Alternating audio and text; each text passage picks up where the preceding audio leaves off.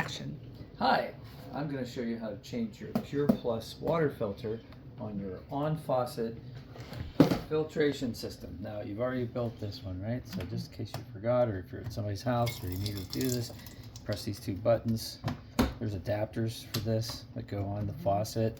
I could show you in a different video how to do that. But right now we're going to change it to this new filter here. We got these in. So how do we do that?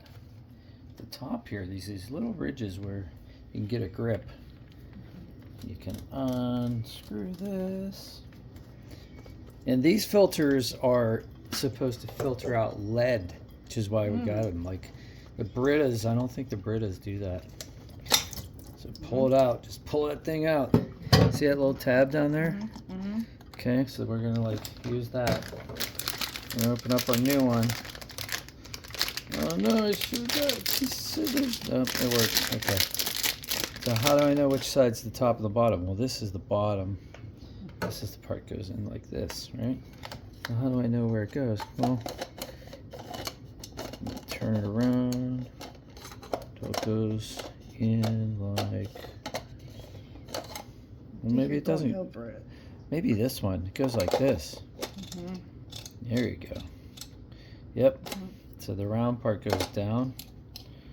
And then you take this part. Screw that back on like that. See, I only change this like every 3 months. That's why I forgot how to do it. That's why I made this video, because you probably forgot too. Now what you do is you like, this is like no filter, that's filter. So now you want the filter to fill up. See how it's green light? That means it's good. If it's a red light, that means it needs changed. And you're gonna run this for about 10 minutes.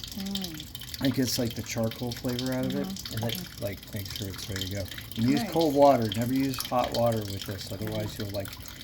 It's not good for the filter. Okay. That's it. So thanks for watching. See you on the next one. Nice. Bye.